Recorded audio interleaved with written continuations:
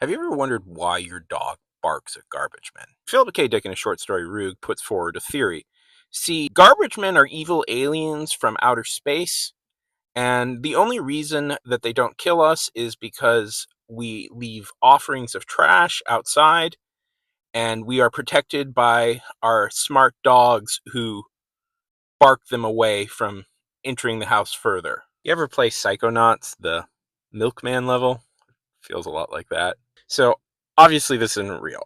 See, Roog is a really interesting story because it's told from the perspective of a dog. A good boy by the name of Boris. Boris is trying to desperately protect his home from what he sees as outside invaders stealing people's food. And the word Roog is important because it kind of sounds like a sound a dog would make. And it's all about the dog Boris desperately trying to warn people of this incoming evil that everybody seems to be okay with, but the dog sees it, and the dog just needs somebody to listen to it. Please, just listen to it. And there's a certain tragedy to the whole story that the humans can't really explain to the dog what's going on. They don't even have the words to figure out what the problem is.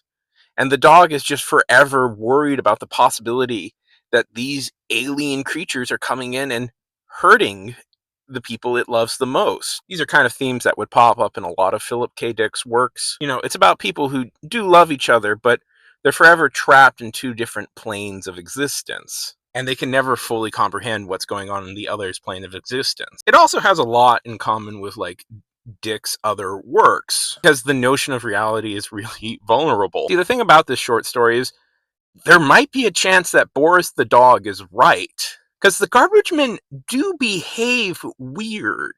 They don't act like humans at all.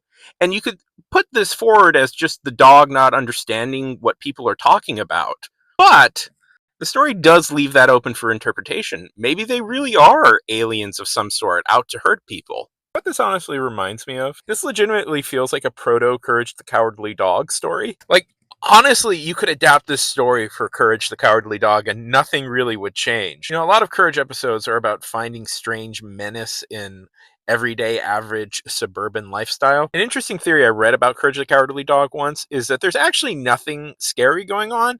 It's just scary because it's all from a dog's perspective. I don't know. I like monsters and stories to be real because I think that's cool, but I do like that theory. Of all the cartoon theories I've ever read, that's the most interesting one. So this was actually the first short story that Philip K. Dick ever sold. Not the first that was ever published, but the first that he ever sold. The fact that it's told from a dog's point of view means that it has a gentle absurdity that other Dick stories wouldn't do. You can kind of see the origin of who he becomes as a writer.